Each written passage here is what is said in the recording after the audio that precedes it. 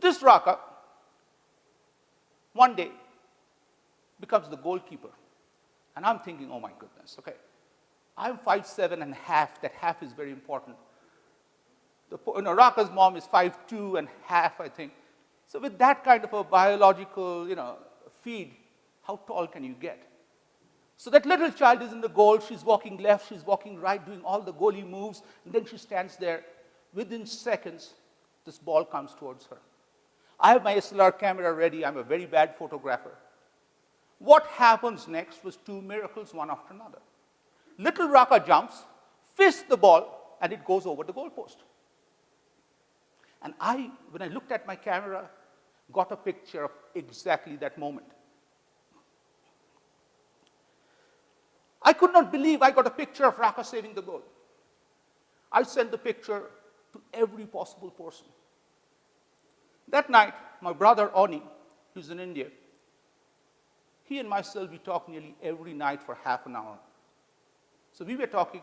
He says, this time you got a little too carried away. I'm like, what do you mean? He said, normally a soccer picture goes to close to 30 people. This time I'm seeing that you're sending it over and over, man. What's special about this picture? I'm like, I don't know. He says, think. We start talking. Wow. I realized when I'm talking to my brother, I was 8 years old. My first soccer experience was exactly the same thing with a little different ending. It's Calcutta, monsoon, the fields are wet, and for us, we love soccer when it's wet. I'm the goalie, little shorter than Raka. The ball comes, I dance and jump to the ball. Ball bounces in front, skids, and goes over my head. And when I turned, I saw the ball go inside in slow motion. I started seeing and listening to family members or friends who were here, were laughing and giggling. I started going back, get the ball back. I want to put the ball back in play. In total humiliation, when I start kicking the ball back, I fall again. And this time my whole back is muddy and everything else. Everybody's laughing. After that, those friends and family members never came to any soccer match, but always talked about the little Arjun, ball went over, and he slipped after that. It was a great story. But to me, it was a very painful thing. When I started talking about to my brother, what I realized was the goal that Raka saved was a shot that was taken maybe 22 years back. And that's what I was celebrating. And why was I celebrating? Because I was present that day. I absolutely was present that day. Now, these are some of the stories from the book. But as I wrote, this book was initially written in 2007 for Christmas. I just wrote the book initially, I'll be honest, for Raka. I wanted her to realize over Christmas how special she was.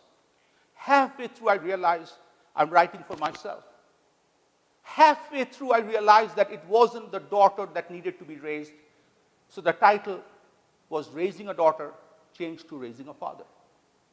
Because I was the dad who before was insensitive to kids, but the moment Raka was born, I look at every suit of mine has a slob right here, and I looked at that as a badge of honor when little Raka would burp on my amazing suits. It's the daughter who raised the father. I never wanted this book to end. I really did not want it to end. It was an amazing journey. But part of this writing of the book, there were 6 lessons that came to me and wanted to share. And as I share this, I want to tell you in humble words, I'm not trying to preach. These are my lessons because I'm a work in progress. Okay, I still have a long way to go. The first lesson is wake up. Not every one of us every time are awake. Life is not perfect. If all of us were perfect every time, life would be very boring. In a world of imperfections, when we get the wake-up calls, it's time to get up and change your state. Wake-up calls can come in the moment. For me, was the song of Rafi. of all I want is love in my family. The second is a very personal thing about addiction. If a friend of ours, let's say, comes to us and says, Arjun, I have a drug addiction, what do? We intervene. We force a wake-up call. We try to reverse his state. We don't want him into that state anymore. But if the same friend comes and says, Arjun, earlier I was working 18 hours a week, 18 hours a day. Now I'm working 19, 20. I see my family every 3 weeks. And they even fly to France and then Nicaragua to see me. He says, go, buddy. When you become big, don't forget me, please. Remember me as a consultant. We were working together.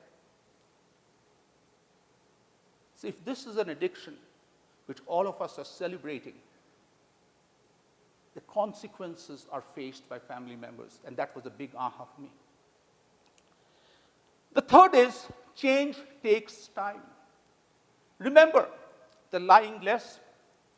It's very sad that when you have to celebrate that you're doing something less and feel good about it, but at least you're feeling good about something. You're on a journey.